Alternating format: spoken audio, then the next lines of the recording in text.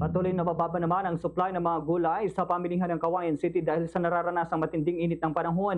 Ayon kay Ginang Neneng Evangelista, isa sa mga nagtitinda ng gulay sa lungsod, kapansin-pansin ang pagbaba ng supply, partikular ng sitaw, talong, okra at iba pang gulay na karaniwang dinadala sa palengke araw-araw. Dagdag pa niya, may ilang gulay na ang mabilis na masira dahil sa mataas na temperatura kaya lalo pang naapektuhan ang dami ng supply sa pamilihan.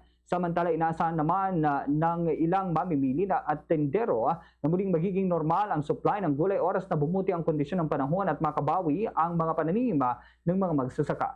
Ganito po ang bahagi ng pahayag ni Ginang Neneng Evangelista. Ang mga tao, siyempre, ano naman po ma'am, maganda naman po ang benta ngayon. Siguro ma'am sa sobrang init, kaya yung mga gulay siguro ma'am may konti yung mga bunga.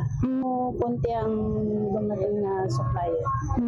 Ano yung mga sitaw, talong, tsaka yung mga ampalaya ma'am, siguro ma'am, sa sobrang init, hindi namumulaklak yung mga gulay.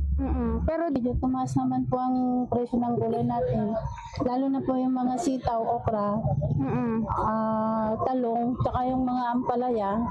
Itong week na to ma'am. Sa Radyo Bumbo!